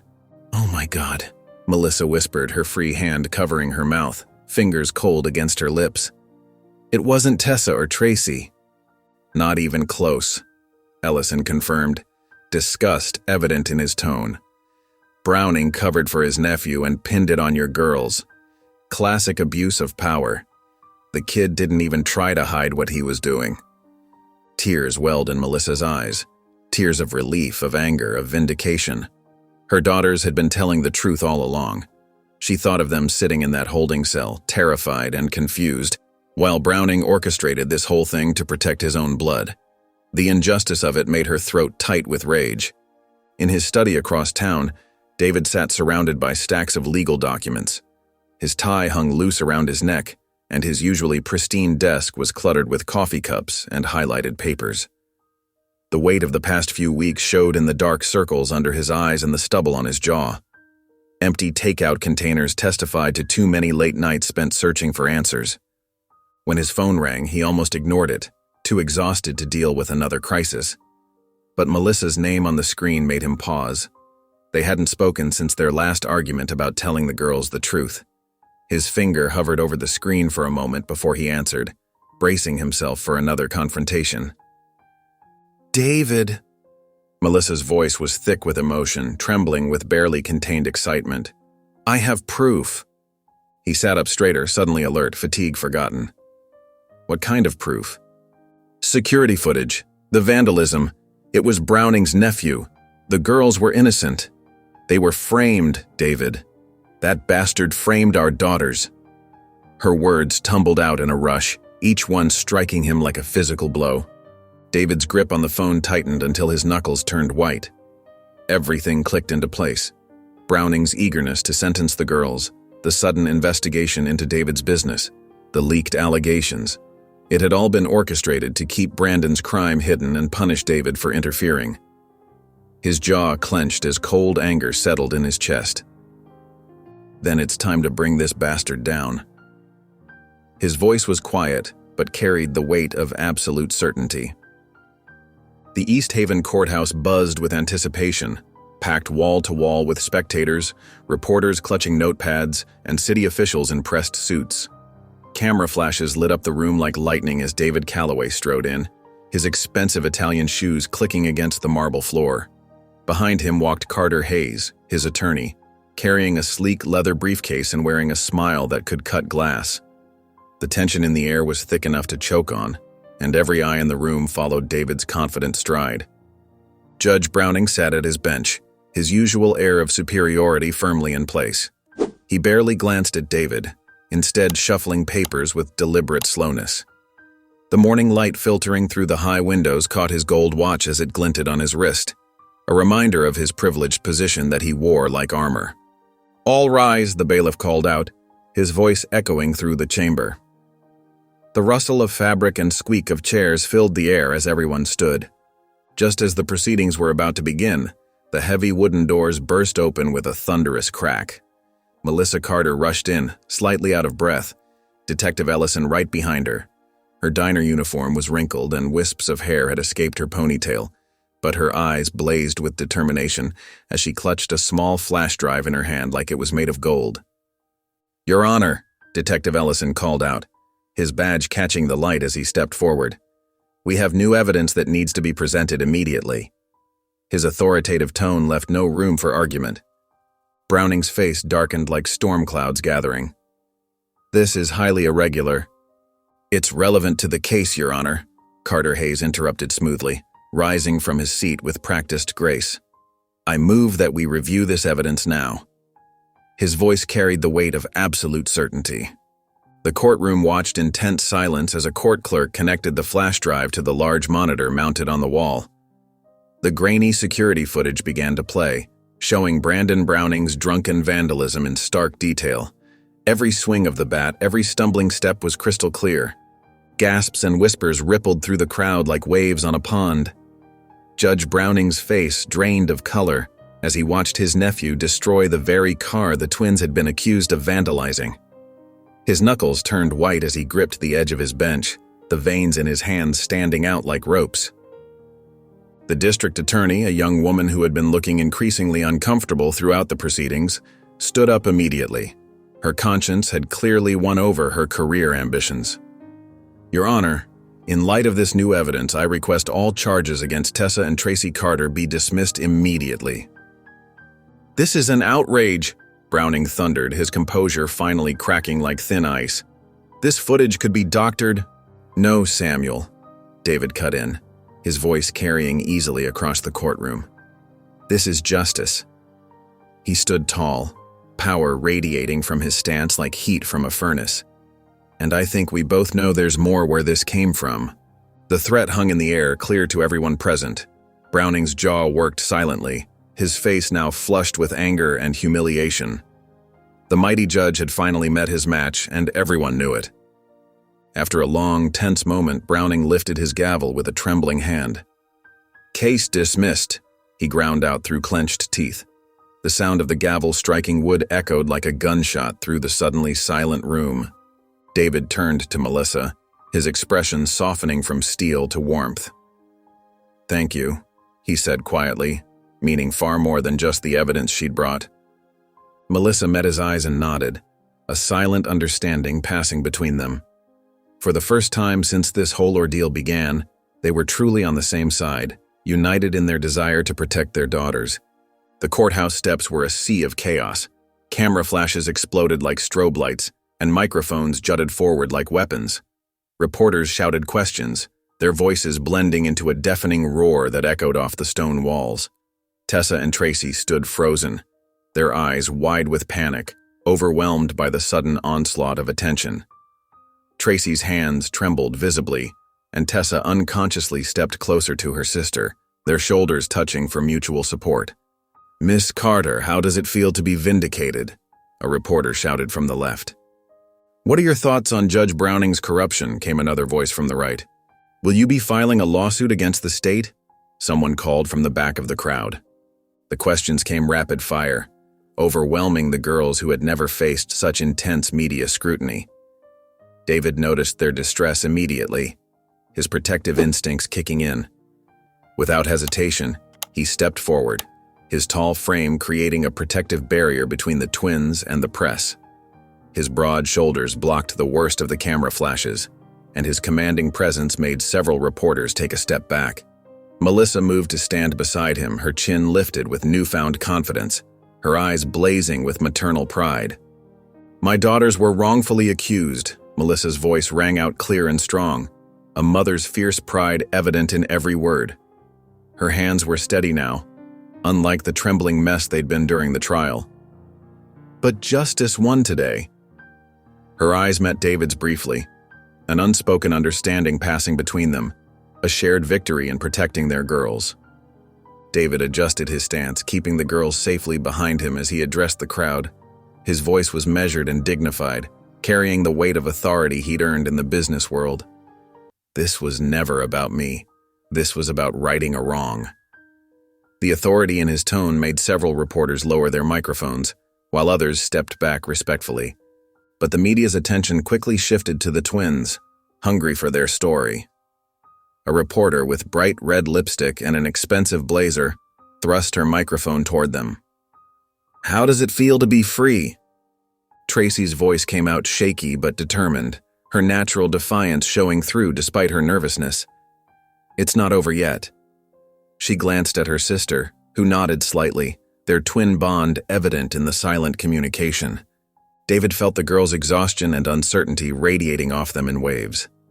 "Let's go home," he said quietly, guiding them toward his waiting car. His hand hovered protectively near their shoulders, not quite touching but ready to shield them if needed, respecting the boundaries they still maintained. The drive back to the penthouse was silent, heavy with unspoken words and emotions too big to voice. The city lights blurred past the tinted windows as they made their way through the evening traffic, each lost in their own thoughts. When they arrived, the girls automatically moved to the dining table, sitting in their usual spots. The familiar routine felt different now, charged with something new and momentous. David stood at the head of the table, his fingers drumming nervously against the polished wood. Despite his usual confidence in the boardroom, this moment felt infinitely more important. He'd practiced this moment countless times in his head, but now that it was here, his carefully prepared words seemed inadequate. He drew in a deep breath, steadying himself for the revelation that would change everything. "There's something I need to tell you." Tessa and Tracy looked up, their expressions guarded but curious. The moment stretched between them like a thread about to snap, the air heavy with anticipation. I'm your father. The penthouse's modern lighting cast long shadows across the dining room as David's words hung in the air like heavy smoke. I'm your father. His knuckles whitened against the polished wood of the table, his usual composure cracking around the edges. The city lights flickered through the expansive windows, casting a cold glow over the tense scene. Tessa and Tracy sat motionless, their faces frozen in matching expressions of disbelief. The only sound was the distant hum of the city below and the soft tick of the expensive wall clock, each second stretching into an eternity. The air was thick with unspoken words and pent-up emotions. Tracy recovered first, her chair screeching against the hardwood floor as she shoved it back. No way. You're lying. Her voice cracked on the last word, raw with emotion. Her hands balled into fists at her sides, trembling with rage. She looked at David as if seeing him for the first time, her eyes filled with a mix of anger and pain. Tessa remained seated, her face pale, hands gripping the edge of the table so tightly her knuckles turned white. Her eyes darted between David and her sister, her mind clearly racing to process this revelation. She seemed to be searching for answers in the lines of David's face, trying to reconcile the man before her with the father she never knew. I didn't know, David said softly, his usual commanding tone replaced with something more vulnerable. His eyes held a pleading look, begging them to believe him. Your mother never told me. He took a step forward, but Tracy immediately backed away, her body language screaming distrust. You expect us to believe that? Tracy's voice rose, echoing off the penthouse windows. That you just… what? Didn't care? Her eyes were bright with unshed tears, but her jaw was set in defiance. She stood tall, her body shaking with the force of her emotions. From her position by the door, Melissa finally spoke up. He's telling the truth. Her quiet words seemed to slice through the tension like a knife, cutting through the thick atmosphere. She looked at her daughters with a mix of guilt and resignation, her secret finally laid bare. Tracy whirled around to face her mother, her expression morphing from anger to raw betrayal. You knew? The words came out as barely more than a whisper, but they carried the weight of years of deception. Her eyes widened in disbelief, the reality of her mother's lie sinking in. Melissa took a hesitant step forward, reaching out toward her daughter. Tracy, please, don't! Tracy jerked away from her mother's outstretched hand. Her chest heaved with rapid breaths, tears finally spilling over onto her cheeks. She looked at her mother with a mix of hurt and disbelief, the trust between them shattered in an instant. David stood helplessly, watching as 17 years of absence crystallized into this moment of painful truth. He opened his mouth to speak, but no words came. He looked at his daughters, his heart aching with the weight of all the years he had missed, all the moments he could never get back. Tracy turned on her heel and stormed out, the door slamming behind her with enough force to rattle the nearby windows. The sound echoed through the penthouse like a gunshot, leaving behind a deafening silence. Tessa remained at the table, her face unreadable as she stared at David. She hadn't spoken a single word since his confession. After what felt like an eternity, she pushed her chair back quietly and stood. Without a word, she followed her sister's path to the door, closing it softly behind her. The click of the latch sounded final, like the closing of a chapter neither of them was ready to read. David sank into his chair, running his hands over his face. The confession he'd rehearsed so many times in his head had unraveled completely, leaving behind only the wreckage of shattered trust and exposed secrets. The room felt colder, the shadows darker, as he sat alone with the weight of his past and the uncertainty of his future. The penthouse's modern lighting cast long shadows across the dining room as David's words hung in the air like heavy smoke. I'm your father. His knuckles whitened against the polished wood of the table, his usual composure cracking around the edges. The confession he'd rehearsed 100 times in his head sounded different now, more devastating in the stark reality of the moment. Tracy's chair screeched against the hardwood floor as she shoved it back, her face twisted with disbelief. No way. You're lying. Her voice cracked, hands balled into fists at her sides. She took several quick steps backward as if trying to physically distance herself from his words. Tessa sat frozen, her hands trembling in her lap. Her eyes darted between David and her mother, trying to make sense of this revelation. The city lights twinkled beyond the floor-to-ceiling windows, oddly peaceful against the storm brewing inside. Her chest felt tight, each breath a conscious effort. David took a careful step forward, his voice softer than usual. "I didn't know. Your mother never told me." The words felt hollow in the vast space between them. His heart pounded against his ribs as he watched their reactions, seeing 15 years of absence reflected in their eyes. "You expect us to believe that?" Tracy's laugh was sharp and bitter. "That you just, what, didn't care?" Her eyes blazed with fury, tears threatening to spill over. She wrapped her arms around herself, an unconscious gesture of protection. Melissa stepped away from the doorway where she'd been standing like a shadow. "He's telling the truth." Her quiet words landed like a bomb in the room. Her face was pale, years of carefully guarded secrets crumbling around her. Tracy spun toward her mother, her face crumpling. "You knew!" The betrayal in her voice was raw, cutting through the tension like a knife. Her shoulders shook as she struggled to contain her emotions. The tears she'd been fighting finally spilled down her cheeks. Tessa remained motionless, her face unreadable as she stared at the man she'd been living with for weeks. The man who'd saved them from juvenile detention. The man who was apparently their father. Her analytical mind raced through every interaction they'd had, seeing them in a completely new light. Tracy backed away from the table, shaking her head. "This is insane. This is—" She couldn't finish the thought. With a choked sob, she turned and fled, the door slamming behind her with enough force to rattle the windows. The sound of her footsteps echoed down the hallway, punctuated by barely contained sobs. Tessa finally moved, rising slowly from her chair. She looked at David, her expression a complex mix of emotions he couldn't read. Without a word, she turned and followed her sister, her footsteps quiet but deliberate. The soft click of the door behind her somehow hurt more than Tracy's slam. David sank into a chair, running his hands over his face. The confession he'd been holding onto for days had exploded in exactly the way he'd feared. The sound of the door closing behind Tessa echoed through the penthouse like a final judgment. In the sudden silence, the weight of 15 lost years pressed down on him like a physical thing. The late afternoon sun cast long shadows through David's office windows as Melissa stood outside his door, her hand hovering uncertainly. She took a deep breath, steadying herself, trying to summon the courage she'd been gathering for days before knocking softly. David looked up from the stack of papers on his desk, surprise flickering across his face.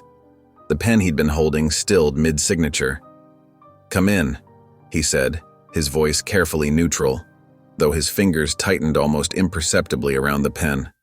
Melissa stepped inside, taking in the expensive furniture and city view. Everything about the office spoke of power and success: the mahogany desk, the wall of industry awards, the custom artwork, a far cry from the struggling young man she'd left behind all those years ago. She perched on the edge of one of the leather chairs, her hands twisting together in her lap, her wedding ring catching the fading sunlight. The silence stretched between them, thick with unspoken words and shared history. The gentle hum of the air conditioning and distant traffic filled the void until Melissa finally broke, the weight of nearly 2 decades pressing down on her shoulders. "I'm sorry," she said, her voice barely above a whisper, the words seeming inadequate for all they needed to convey. David leaned forward, resting his elbows on his desk, his tie slightly loosened after a long day of meetings. "For what?" His tone was gentle but firm, asking her to be specific. Melissa's eyes grew glassy as she struggled to maintain composure, her lower lip trembling slightly. "For keeping them from you. For not telling you. For everything." Her voice cracked on the last word, years of guilt spilling into those simple phrases. David watched her for a long moment, his expression unreadable, though a muscle worked in his jaw. Then he nodded slowly. "You were scared. I get it." He paused, pain seeping into his voice like water through cracks. "But it doesn't change what's been lost." "I know," Melissa replied, a tear finally escaping down her cheek. She wiped it away quickly with trembling fingers, leaving a slight smudge from her mascara. David sighed heavily, running a hand through his salt and pepper hair, a gesture that spoke of bone-deep weariness. "Where do we go from here?" Melissa shook her head, more tears threatening to fall, her carefully applied makeup beginning to show the strain. "I don't know." The weight of 17 years of secrets and missed opportunities hung between them like a physical presence. David's office, despite its grandeur, felt suddenly small and confining, the city lights beginning to twinkle outside as day faded into evening. Melissa stood slowly, smoothing her worn jeans with shaking hands. She walked to the door, her shoulders heavy with the burden of guilt and regret, each step seeming to require enormous effort. David remained in his chair, tilting his head back to stare at the ceiling as the door clicked shut behind her. The sound echoed with a sense of finality in the empty office, leaving him alone with his thoughts in the growing shadows of dusk. The city lights twinkled through the floor-to-ceiling windows as David paced the hallway outside the twins' rooms. His footsteps were muffled by the plush carpet as he moved back and forth, rehearsing words in his head. The weight of everything, his past mistakes, their pain, his desperate need to make things right, pressed down on him with each step. Finally, he stopped in front of Tessa's door, took a deep breath, and knocked softly. The door opened slowly, and Tessa stood there, surprise evident on her face. Her dark eyes, so much like his own, studied him cautiously. She wore an oversized sweater that made her look younger, more vulnerable than her usual composed self.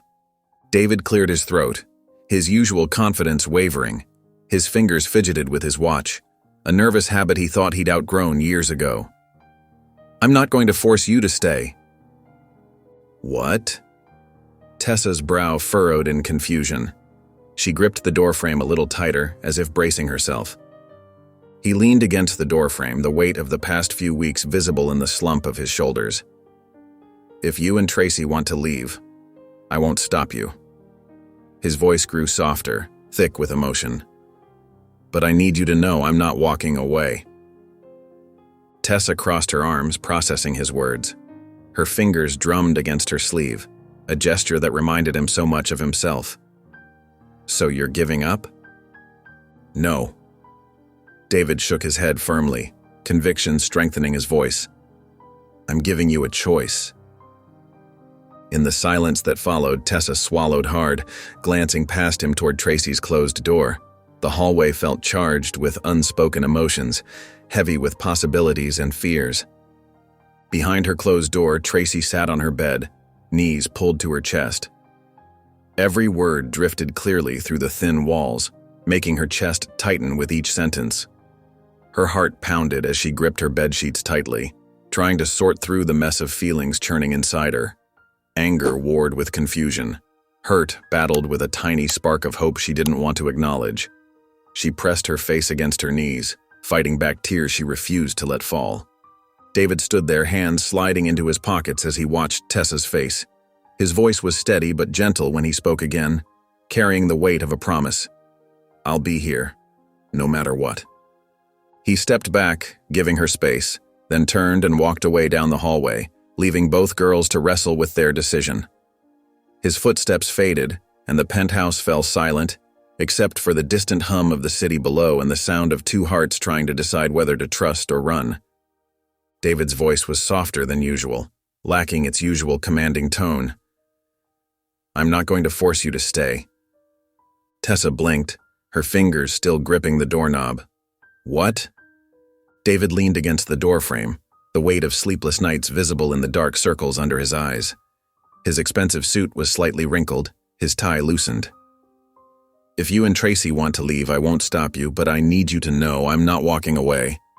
Tessa stared at him, trying to read his expression in the dim hallway light. Her voice came out barely above a whisper. "So you're giving up?" David shook his head firmly. "Number, I'm giving you a choice." His hands slipped into his pockets, a gesture that made him look more vulnerable than she'd ever seen him. "I've spent my whole life controlling everything around me. But this, being a father, it doesn't work that way." Tessa swallowed hard, her eyes drifting past him toward Tracy's closed door. The hallway felt heavy with unspoken words. In her room, Tracy sat cross-legged on her bed, every muscle tense as she listened through the wall. Her hands gripped her bedsheets so tightly her knuckles turned white.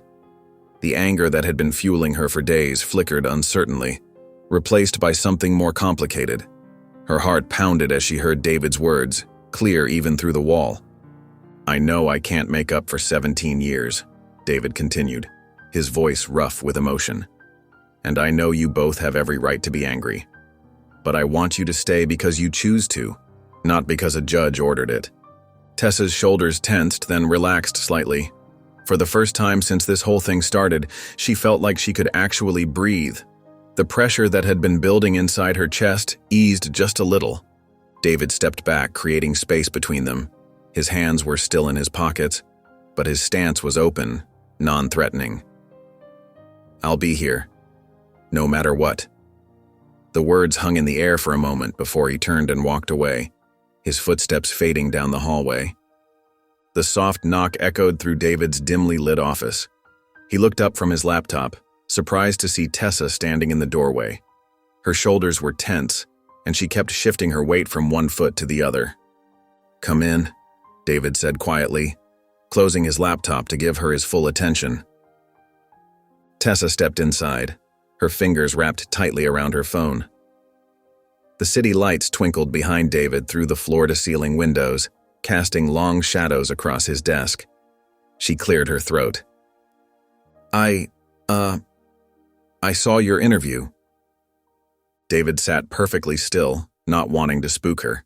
This was the first time she'd sought him out voluntarily. "Oh?" he said softly. "Yeah." Tessa's eyes darted around the room, taking in the minimalist decor, the expensive art on the walls, before finally settling back on him. "The one where they asked about your past?" David nodded, remembering the grueling interview where he'd opened up about his addiction, his recovery, and the years he spent rebuilding his life.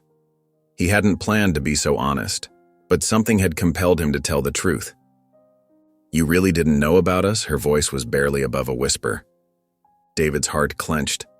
"If I had," he said, his voice rough with emotion, "things would have been different. Very different." Tessa studied him intently, her dark eyes searching his face for any sign of deception. The silence stretched between them, heavy with unspoken words and years of absence. David forced himself to stay still, to let her process this at her own pace. Finally, she exhaled sharply. "I think I believe you." The words hit David like a physical force. He gripped the edge of his desk, steadying himself. "Thank you," he managed to say. Tessa lingered in the doorway, her hand resting on the doorknob.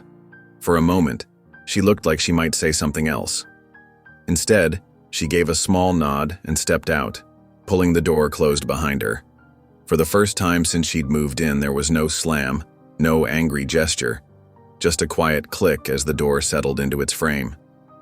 David stared at the closed door, his heart pounding. It wasn't forgiveness, not yet, but it was a start. The morning sun filtered through Melissa's kitchen window, casting warm patches on her worn linoleum floor. She sat at her small table, both hands wrapped around a steaming cup of coffee, lost in thought. The quiet was broken by the sudden buzz of her phone against the wooden surface. Her heart skipped when Tracy's name lit up the screen. Melissa's hand trembled slightly as she picked up. "Hey, baby." There was a long pause on the other end. When Tracy finally spoke, her voice was so quiet Melissa had to strain to hear it. "When did David get clean?" The question caught Melissa off guard. She closed her eyes, memories flooding back, the desperate phone calls, the broken promises, the nights spent wondering if he was alive. "Almost 10 years ago." She heard Tracy exhale slowly. "Did he ever try to find you?" Pain flickered across Melissa's face as she remembered that day. David standing on her doorstep, clean-shaven, clear-eyed, nothing like the man she'd left behind. She'd slammed the door in his face. Once, but I was scared. The silence stretched between them, heavy with unspoken words.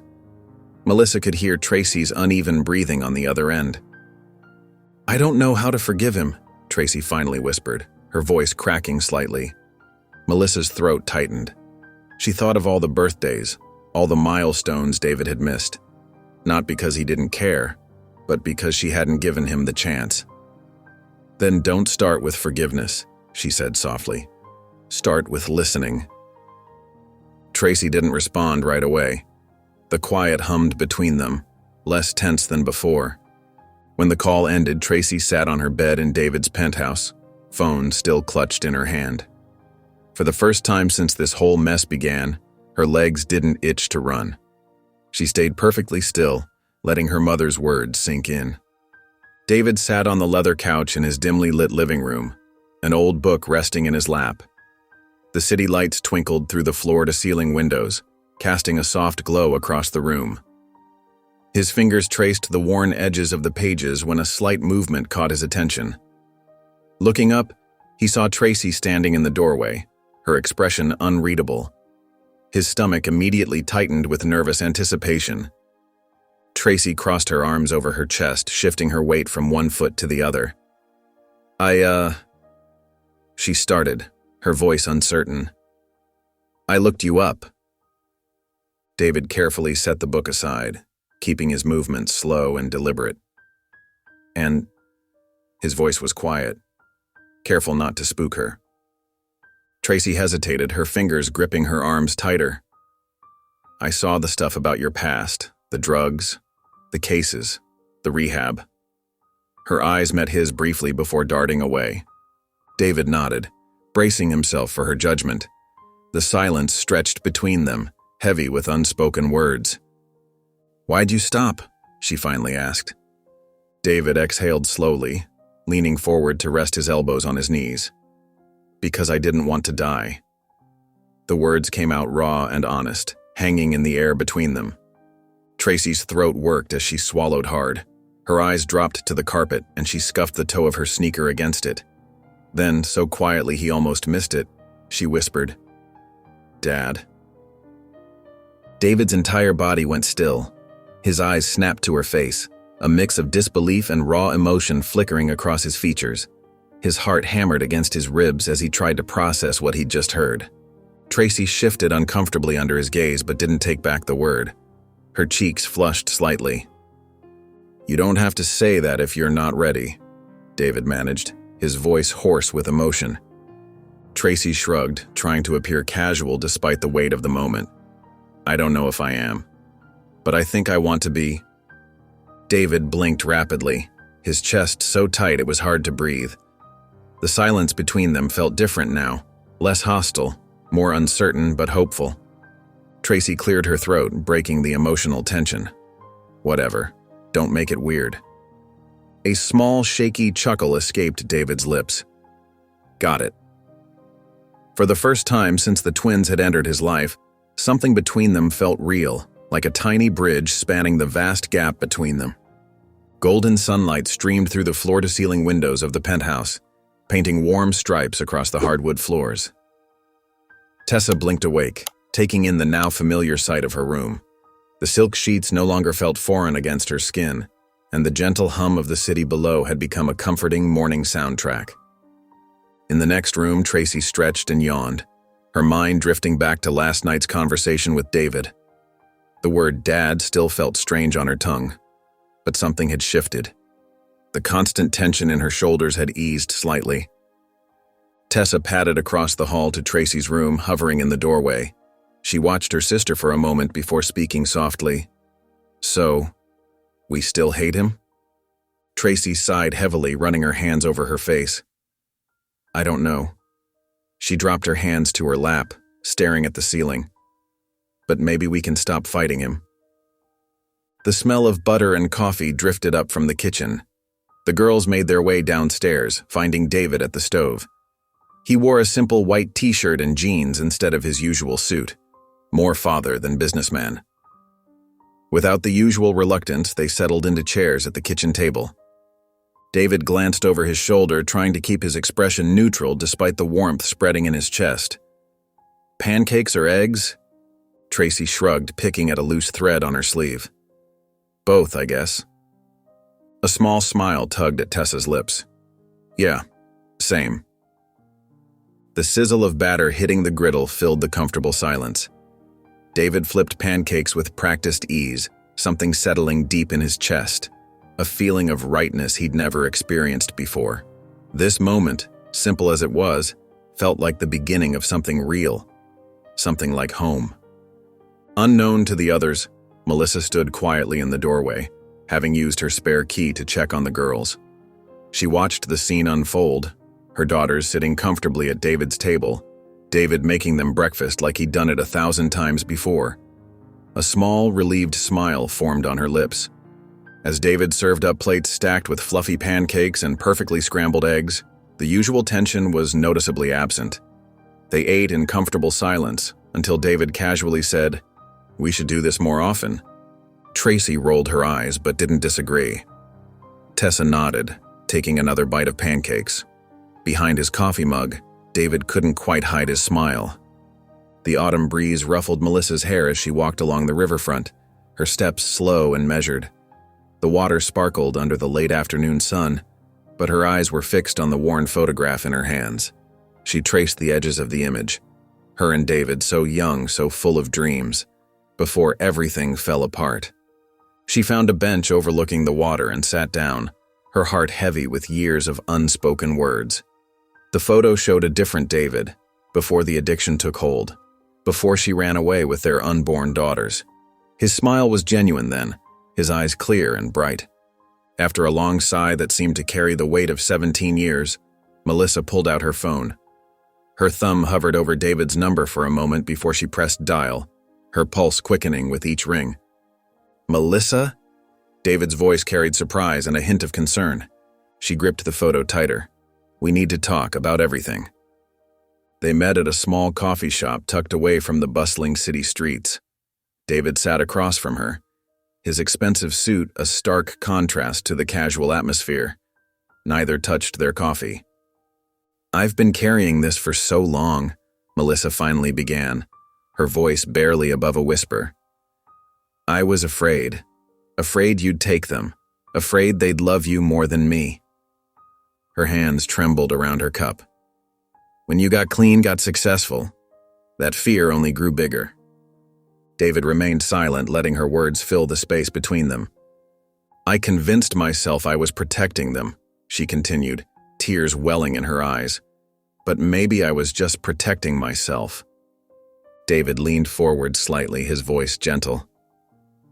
"I never wanted to take them away from you, Melissa.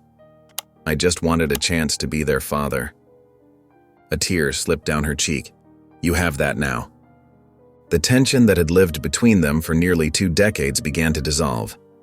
Melissa wiped her eyes with a napkin, letting out a small, watery chuckle. "Well, should we tell the girls we're not at war anymore?" David's lips curved into a knowing smirk. "Let's give them a little longer to figure it out." If you enjoyed the story of David, I handpicked this next story that you will enjoy. Please don't miss this one. Click here to watch it.